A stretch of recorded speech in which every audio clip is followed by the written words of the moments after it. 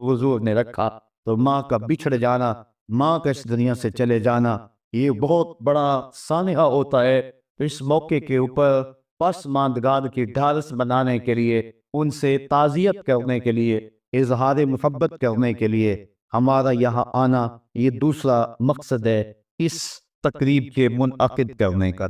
तीसरा मकसद ऐसी महाफिल के मुनाकिद करने का क्या है? पहला मकसद तो दुआए मग़फ़िरत है मरने वालों के लिए, दूसरा मकसद पसमानदगान से ताज़ियत करना, और तीसरा मकसद हम कभी ना भूल पाएं, वो ये है कि हम अपने लिए इबादत का सामान लेना। आज कोई कब्र में है और हम जमा हो रहे, कल हम कब्र में होंगे और हमारे लिए कोई और जमा हो रहा। खैर कुने फला ब गनीमत शमार दूंगा, ज़ां बेशतर के बांग बरायत के फला न मान।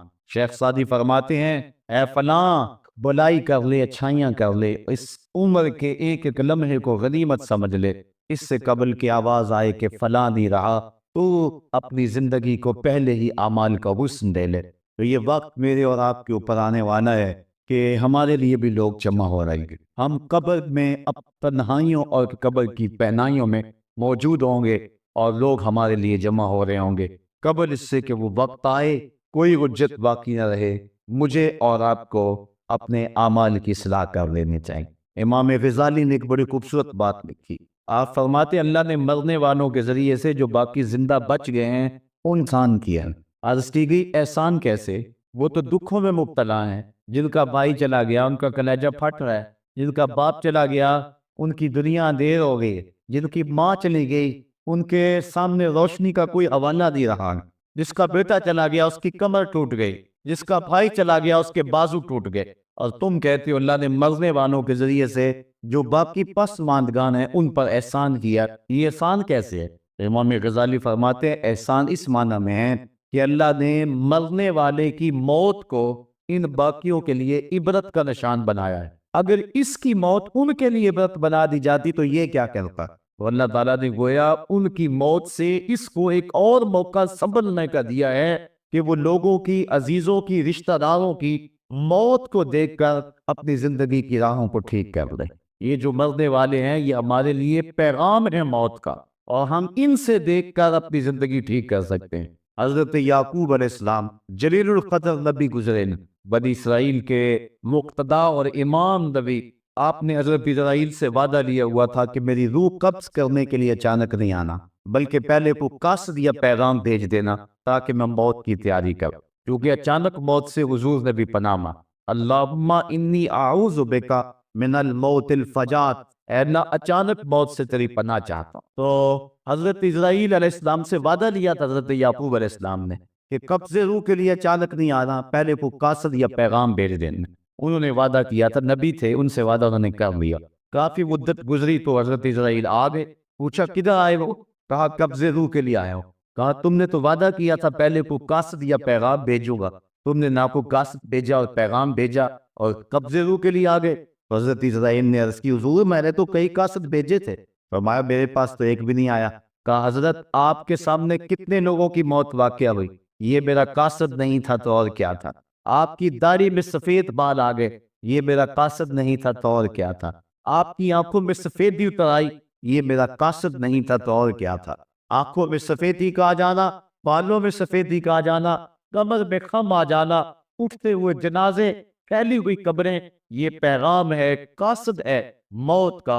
हजरत उमर फारूक रज़ियल्लाहु ताला अन्हु एक दिन दरबार में बैठे हुए थे, एक शख्स आया और आपको देख कर कहने लगा, या उमर ला तंसा मौतक, उमर अपनी मौत को नहीं भूलना। कब कपा के रह गई, उसको बुलाया, शुक्रिया अदा किया, कहा मियाँ कभी रोज आ जाया करे ना, तो तुझे महीने के बाद तनख्वाह भी दिया करूंगा।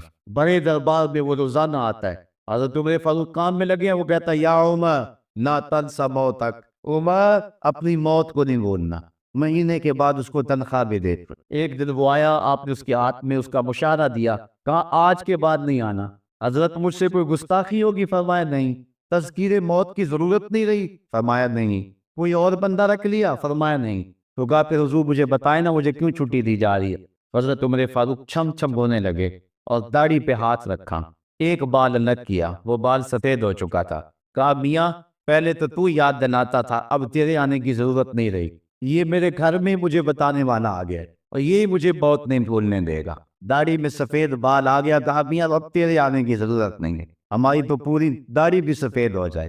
وہ کیا کہا تھا میاں محمد بخش عارف رومی کشمیر نے خوب کہا تھا، ہڈیاں کمبڑ گوڈے کھڑکن تے اڑ گیا نک تیرا، اجے بھی بدیوں باس نہ آئے جیو مرد تیرا۔ یا ایھا الانسان ما غرک بربک الکریم، اے انسان تجھے کریم رب کے دروازے سے کس نے دور ہٹا دیا؟ الذی خلقک فسواک فعدلک فی ای صورت ما شاء رکبک، جس نے تجھے پیدا کیا، تیرے اعضاء کو توازن دیا، تجھے حسن اور جوانی بخشی، تجھے چلنے کا سلیقہ دیا، تجھے بولنے کا طریقہ دیا، تجھے سوچنے کے لیے دماغ دیا، تجھے سماعتوں کے پردے دیے۔ آج شیروں کو تو نچا لیتا ہے، ہاتھیوں کو تو بٹھا لیتا ہے۔ اے انسان ذرا غور تو کر، اس رب کا شکر کر، کیوں بھول گیا اس رب کو جس نے تجھے پیدا کیا؟ اگر تجھے پیدا ہی نہ کرتا تو کیا کرتا؟ پھر پیدا کر کے چھوڑ دیتا تجھے، اگلا تیری ذمہ داری اپنے ذمہ کرم پہ نہ لیتا تو بچا تجھے گرمی کی سختی سے کون بچاتا؟ تجھے ٹھٹرتی ہوئی سردی سے کون بچاتا؟ ماں کے سینے میں تیرا پیار نہ ڈالتا، ممتا اس ماں کے سینے میں نہ ڈالتا، تجھے گندگی میں لتھڑے ہوئے کو کون اٹھاتا؟ لیکن اس نے پیار ڈالا ماں کے سینے میں، جس نے تجھے پہلے چوما پھر اس نے تجھے دھویا۔ انسان غور تو کر، ما غرک بربک الکریم، اس رب کو بھول گیا ہے الذی خلقک، جس نے تجھے پیدا کیا۔ ماں نے بیٹے کو پیدا نہیں کیا، جنم دیا ہے، لیکن اتنے احسان ہیں کہ ساری زندگی بھی انسان ماں باپ کا حق نہیں ادا کر سکتا۔ جس ماں نے جنم دیا ہے اس کے حق نہیں ادا ہو سکتے، تو جس رب نے تخلیق کیا ہے اس کے حق کیسے ادا ہو؟ اس لیے کہ انسان ذرا غور تو کر، اس نے تجھے پیدا کیا تو بھول گیا اس رب کو؟ اپنے ذرا ماضی کو دیکھ کہ تو کہاں سے کہاں پہنچا۔ تیری زبان میں، تیرے منہ میں زبان کا لوتھڑا تھا، بولنے کا سلیقہ نہیں تھا، کس نے اس کو لفظوں کی حرمت سے آشنا کیا؟ تیرے کانوں میں پردے تھے لیکن سمجھنے کا طریقہ نہیں تھا، لیکن کس نے تیری سماعتوں کو شعور بخشا؟ کس نے تجھے چلنا سکھایا؟ کس نے تجھے بولنا سکھایا؟ کس نے تیری چھاتی میں زور رکھا؟ آج تو کڑیل جوان ہے، آج دولت کے انبار تیرے پاس ہے، آج تو چودھری ہے، آج تو خان صاحب ہے، آج تو بہت بڑا عالم ہے، آج تو مفتی ہے، آج تو پیر ہے، آج تو منسٹر ہے، آج تو ناظم ہے، آج دنیا تیری بات گزار ہے، آج تیرے زبان میں وہ قوت رکھ دی گئی کہ دنیا کو تو انگلیوں پہ نچا رہا ہے۔ ذرا پلٹ کے دیکھنا پیچھے، ذرا پیچھے لوٹ کے تو دیکھ، تو چار پائی کے سہارے بھی چلنا نہیں جانتا تھا، پھر تجھے چار پائی سے چلنا سکھایا، پھر تجھے چلنا، اور چلتا تھا 2 قدم تو گر پڑتا تھا۔ ذرا ماضی کی طرف پلٹ کے دیکھ، اور تو بھول گیا رب کو جس نے تجھے اتنا کچھ دیا۔ چل ماضی کی طرف پلٹ کے نہیں دیکھنا، مستقبل کی طرف ہی جھانک کے دیکھ لے۔ ایک وقت پھر دوبارہ تیرے اوپر ایسا آئے گا، پھر تیری بولتی بند ہو جائے گی، پھر تیرا چلنا بند ہو جائے گا، چار پائی سے لگ گیا، بورے میں تکلیف ہو گئی، تو فانی زدہ ہو گیا۔ سارے گھر والے 4 دن تو بڑی خدمت میں لگے رہے، لیکن انہیں اپنے کام بھی تو کرنے تھے، پھر آہستہ آہستہ تجھے اگنور کرنا شروع کر دیا۔ بھی اس بات کو سمجھنے لگا، پھر وہ وقت بھی آیا کہ تیری 4 پائی کو اندر سے اٹھا کے برآمدے میں رکھ دیا کہ بابا کھانستا ہے، بچے ڈسٹرب ہوتے ہیں، جراثیم پھیلتے ہیں، اب نوکر تجھے روٹی دینے لگا۔ شام کو بیٹا آتا ہے، 2 لمحے کھڑا ہوتا ہے، پھر اپنے بیڈ روم میں چلا جاتا ہے، تو اس کی صورت کو ترستا رہتا ہے۔ آج تیری زندگی اجیرل بن گئی، پھر تیرے اوپر ایسے عملے بیماریوں کے ہوئے، ایسی تکلیفیں ہوئی، بولو براز بھی اوپر، لوگ ناپ میں کپڑا رکھ کے تجھے اٹھاتے ہیں۔ اس وقت تو اپنی زندگی سے تنگ آ گیا، تو کہتا ہے ڈاکٹر کو لگا زہر کا ٹیکہ، مجھے موت آ جائے۔ بتا ہم تجھے موت بھی نہ دیتے تو کیا کرتا؟ ہم نے تجھے زندگی دی تھی، یہ ہمارا احسان، اور اب تمہیں موت اگر دیں گے تو یہ بھی ہمارا احسان ہے۔ اگر تو تڑپتا تھا، تیری زندگی جو ہے وہ چیرم بن چکی تھی، سارے تجھ سے تنگ آ گئے تھے، تیرے بیٹے بھی کہتے دعا کرو اللہ بابے کو پردہ دے دے، سارے تجھے پردہ مانگ رہے تھے، اب بتا کہ ہم تجھے پردہ بھی نہ دیتے تو کیا کرتا؟ ثم اماتہ فاقبرہ، شکر کر ہم نے تجھے موت عطا کر، فاقبرہ، اور پھر اس کے بعد تجھے قبر دی۔ کتا بھی تو مرا تھا، گھسیٹ کے روڑی پہ ڈال دیا، بکری بھی تو مری تھی، گھسیٹ کے روڑی پہ ڈال دیا، تجھے بھی روڑی پہ ڈال دیا جاتا تو کیا تھا؟ لیکن کہا نا یہ میرا شاہکار ہے، پہلے سے غسل دو، بیری کے پتے بھی ڈال لینا، صفائی خوب ہو جائے، اس کو چٹے لباس کا کفن دو، اس کے سند سند پہ خوشبو بنو، اس کو سلگاؤ، خوشبو سلگاؤ، اس کو خوبصورت چارپائی پہ ڈالو، اس کے اعضائے سجدہ پہ مشت ملو اور اس کی جو ہے وہ چارپائی کے دائیں بائیں پھول رکھو، اور اب سارا زمانہ تیرے منہ دیکھنے آ رہا ہے، ذرا سوچ تیرا منہ دکھانے کے قابل ہے۔ اور پھر کہا اب اس کو اٹھاؤ قبرستان میں لے چلو، زمانہ آ گیا، تو آج دولہا بنا ہوا ہے اور زمانہ تیری برات بنی ہوئی ہے۔ اور کہا کہ ایک آدمی نہ اٹھائیں، اس کا پروٹوکول ہے اس کو 4 آدمی اٹھائیں، کندھا بھی بدلتے رہیں، کہا زیادہ تیز بھی نہ چلنا، میرے شاہکار کو کہیں جھٹکا نہ لگے۔ اور پھر تیرا پروٹوکول امام کعبہ بھی ہو تو وہ پیچھے ہے، تیری لاش آگے، تو نے ہمارے ساتھ کیا کیا، ہم نے تیرے ساتھ کیا سلوک کیا۔ یا ایھا الانسان ما غرک بربک الکریم، ہم نے کہا اس کے لیے چھوٹا سا گھر بنا دو اور اس کے اندر پردے میں اس کو رکھ کے اوپر سے مٹی ڈال دو، اوپر پھول ڈال لو، اور پھر اتنی دیر تک کھڑے رہو جتنی دیر تک اونٹ کو ذبح کرتے ہیں، اس کی کھال ادھیڑتے ہیں، اس کا گوشت بناتے ہیں، پھر اس کو تقسیم کرتے ہیں، اور پھر آؤ تو دعائیں شروع کر دو، کبھی کل کی محفل سجا دو، کبھی 10ویں کی، کبھی چہلم کی۔ اے انسان، تیرے ساتھ جو کچھ ہوا لوگوں کی نظروں کے سامنے تجھے رسوا تو نہیں کیا میں نے؟ یا ایھا الانسان ما غرک بربک الکریم، ذرا پیچھے پلٹ کے دیکھ لے، نہیں تو آگے جھانک کے دیکھ لے، تجھے کبھی تو شرم آئے گی، تو کہاں بھٹک گیا، کہاں بہ گیا۔ آ جا اس کریم رب کی طرف جو 70 ماؤں سے زیادہ پیار کرتا ہے۔ آنا تو نے ہے ہی، آج نہیں تو کل آئے گا، تو کل جو پھر کفن میں منہ چھپا چھپا کے آتا پھرے گا، آج کھلے منہ ہی آ جا۔ آج میری رحمتیں تیرا بھر بھر کے استقبال کر رہی ہیں۔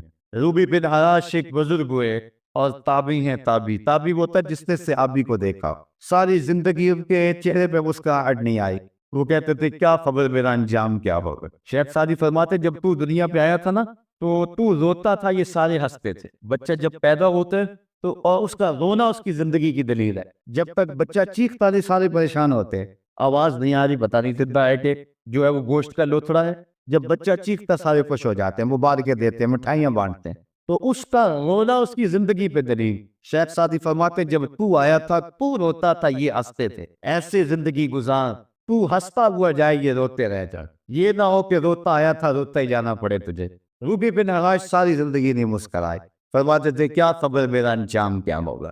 وقت بیتتا گیا، آخر میں فوت ہو گئے۔ ان کا بھائی ربیع بن حراش رسال کو بلا لایا کہ میرے بھائی کو غسل دو۔ رسال جب غسل دینے کے لیے داخل ہوا تو فوراً باہر پلٹ آئے۔ ربیع پوچھنے لگا کیا ہوا ہے؟ کہا یا تیرا بھائی بڑا عجیب ہے۔ کہا ہوا کیا ہے؟ کہا نحنو نغتسلہ وہو یتبسم، ہم اسے غسل دیتے ہیں وہ آگے سے مسکراتا ہے۔ کہا اس نے قسم کھائی تھی جب تک اپنا اچھا انجام نہیں دیکھوں گا نہیں مسکراؤں گا۔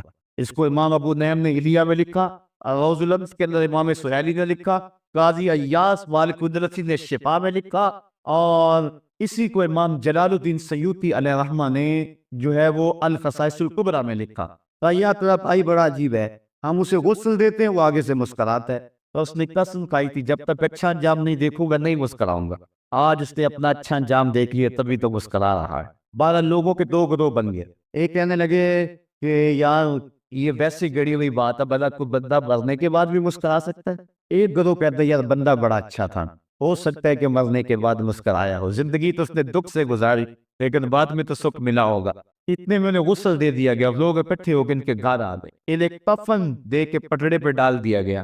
ربیع بن حراش نے جب لوگ باتیں کر رہے تھے، کوئی کہہ رہا تھا صحیح ہے کوئی کہتا ہے غلط تھا، تو اس نے کفن سے ہاتھ باہر نکالا اور لوگوں کو کہا السلام علیکم۔ لوگوں نے کہا وعلیکم السلام، اتتکلم بعد الموت، عجیب بات ہے مرنے کے بعد باتیں کر رہے ہو۔ قال نعم اتکلم بعد الموت، کہا ہاں ہاں میں مرنے کے بعد ہی باتیں کر رہا۔ عرش فرش پہ مکے پہ گیا شور، بلے شاہ سا مرنا نہیں تے گور پہ کوئی ہو۔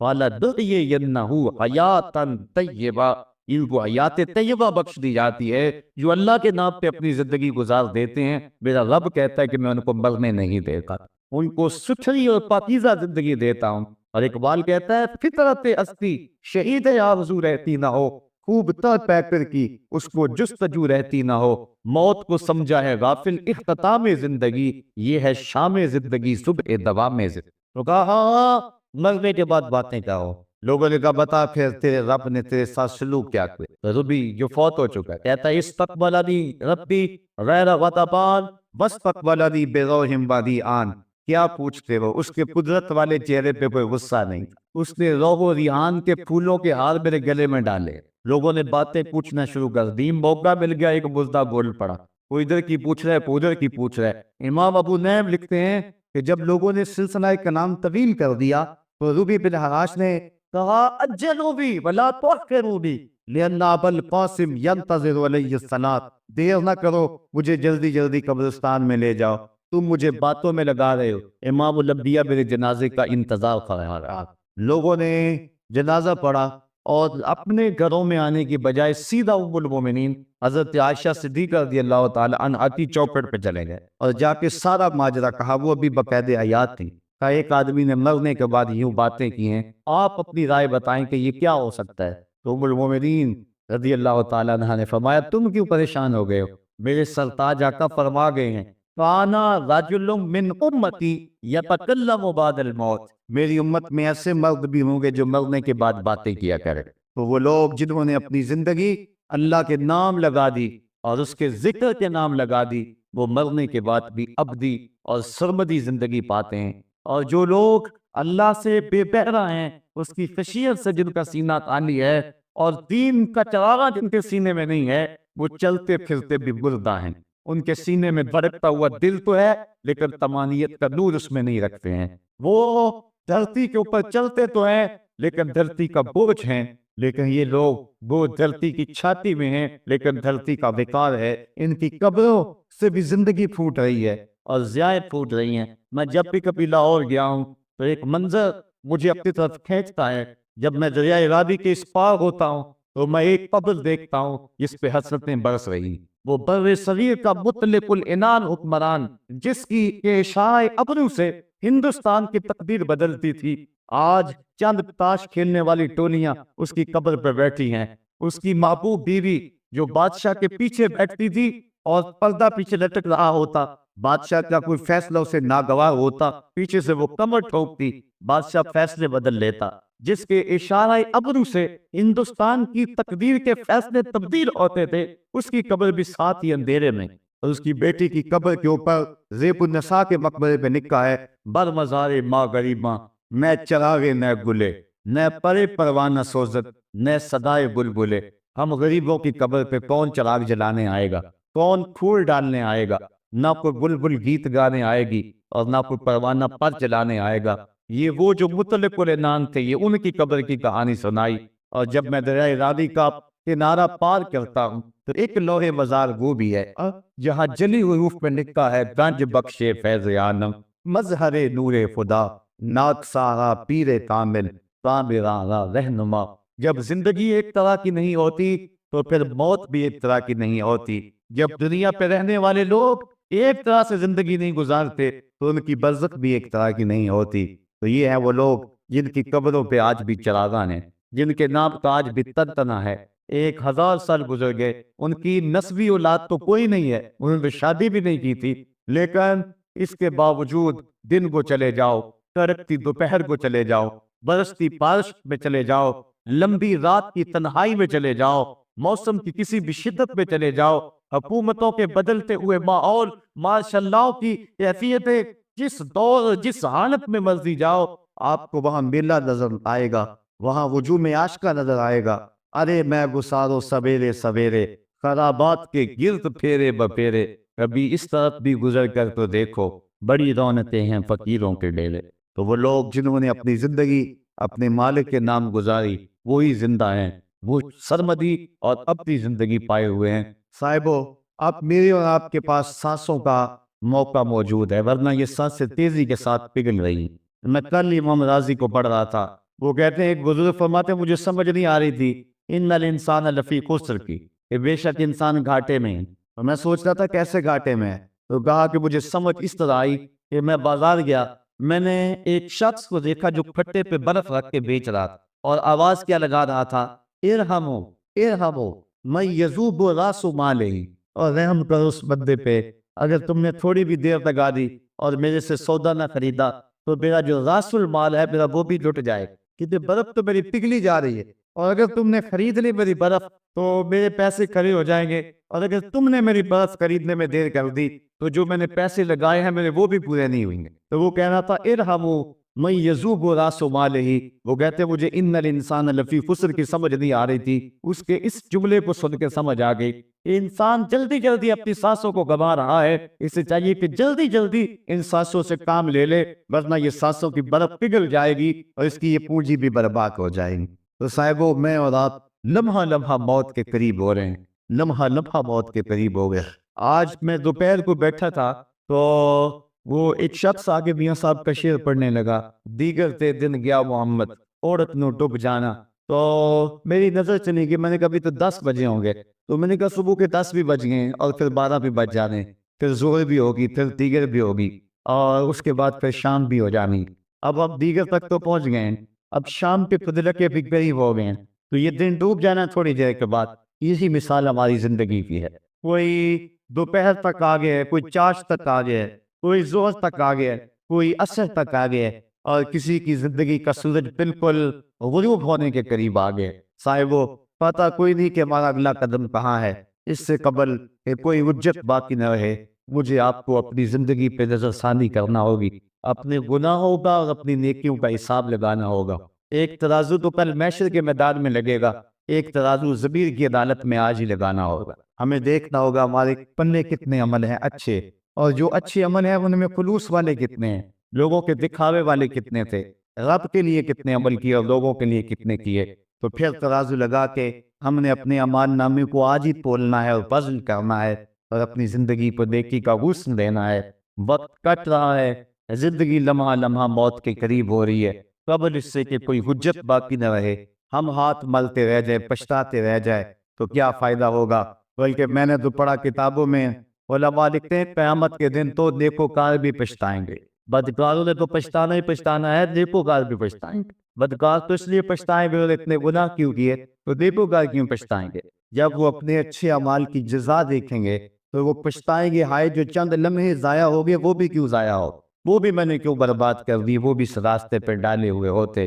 تو آج مجھے آپ کو موقع ہے، دیکھیں قبریں کتنی، قبریں جو ہیں وہ ہمارے کتنے پلنے والے، ذرا نظر دوڑائیں نا، آج ہم کتنوں کو کندھوں پہ اٹھا کے قبرستان چھوڑ آئے ہیں۔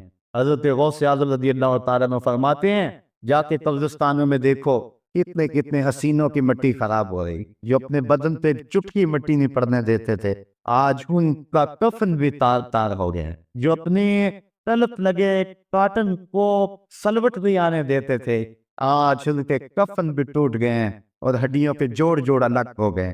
تو وقت ہمارے اوپر وہ آنے والا ہے، کسی نے آج تک موت کا انکار نہیں کیا۔ میں نے لوگوں کو خدا کا انکار کرتے دیکھا، آپ نے بھی دیکھا، لیکن کوئی موت کا آج تک انکار کرتا نہیں دیکھا گیا۔ موت اپنا آپ منوا لیتی ہے، میں اور آپ موت کے بتدریج قریب ہو رہے ہیں، ہمارا اٹھنے والا ہر قدم ہمیں موت کے قریب کر رہا ہے۔ تو قبل اس سے کہ وہ وقت آ جائے اور کوئی حجت باقی نہ رہے اور ہم ہاتھ ملتے رہ جائیں، وقت پر کافی ہے ایک قطرہ بھی آب خوش ہنگام کا، جل گیا جب کھیت برسا می تو پھر کس کام کا، پھر تو پچھتاوا ہی ہوگا۔ آج ہم پچھتا لے تاکہ زندگی میں حسن نیکی کا آ جائے۔ یہ میری آپ سے درد مندانہ اپیل ہے، گزارش ہے، اور میری آپ سے ایک التماس ہے کہ یہ تھوڑی سی زندگی اللہ نے جو مجھے اور آپ کو ودیعت کی ہے، یہ بڑا تھوڑا سا عرصہ ہے، تھوڑا سا موقع ہے۔ یہ دنیا بوائی کا موسم ہے، آخرت کٹائی کا موسم ہے۔ جو بوائی کے موسم کو برباد کر بیٹھا ہے، کٹائی کے موسم میں اس کے ہاتھ کچھ نہیں لگتا۔ تو آج تک میں عمل ڈال لیں، آج ایک بیج ڈالیں گے کل 70 کاٹ لیں گے، لیکن اگر آج کچھ نہ کیا، اپنی سانسیں برف کی طرح پگھلا دی، تو یہ اس شخص کی طرح ہے جو کھٹے پہ رکھ کے برف کہہ رہا ہے کہ میرے اوپر رحم کرو، اگر تم نے میرے سے برف نہ خریدی تو میرا راس المال بھی لٹ جائے گا۔ ہمارا راس المال سانسوں کی صورت میں لٹ رہا ہے۔ اللہ مجھے آپ کو اپنی رحمتوں کا حصار عطا فرمائے۔ وآخر دعوانا ان الحمدللہ رب العالمین۔ الحمدللہ رب العالمین، الصلاۃ والسلام علی سید الانبیاء والمرسلین۔ میرے مالک 3 عدد ختمات قرآن مجید، یہ بہت سارے کلمات طیبات جو کچھ پڑھا سنا کہا گیا، سب کچھ اپنی بارگاہ میں قبول فرما۔ اور سب کا ثواب ہم تیرے محبوب کی بارگاہ میں بطور ہدیہ پیش کرتے ہیں، قبول فرما۔ حضور کے توسل سے جمی انبیاء علیہ السلام اور ان کی امتوں کے ارواح کو پیش کرتے ہیں، قبول فرما۔ بالاختصاص آقا کریم کی امت کو پیش کرتے ہیں، قبول فرما۔ اور ہم سب لوگوں کی دعائیں، التجائیں، اٹھے ہوئے ہاتھ، سفارشوں کے لیے پھیلی ہوئی جوڑیاں، عزیزم زاہد فیاض صاحب، ریاض صاحب اور اعجاز سلیم صاحب اور ندیم شریف صاحب اور رانا لیاقت علی صاحب کی والدہ ماجدہ جو پچھلے دنوں میں انتقال کر گئی، ان کی روح کے لیے پیش کرتے ہیں۔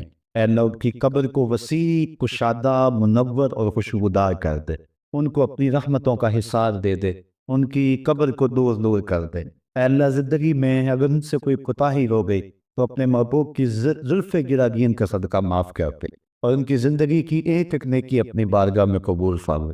اے اللہ ان کی اولاد کو صبر عطا فرما، اور ہم سب کو مرنے والوں سے عبرت حاصل کر کے اچھی زندگی گزارنے کی توفیق عطا فرما۔ اے اللہ ہمیں اپنی زندگی کو نیکی کا حسن دینے کی توفیق عطا، ایسی زندگی گزارے جس زندگی پہ تو راضی ہو، تیرا رسول راضی ہو، حضور کی سنت سیرت کا نور عطا کر دے، اپنی یادوں اور اپنے محبتوں کا سرمایہ دے دے، ڈرنے والا دل عطا کر دے، رونے والی آنکھ دے دے، قرآن کے نغمے سننے والے کان دے دے، ہماری زبانوں کو سچائی کا نور دے دے، ہمارے خیالات کو پاکیزگی دے دے،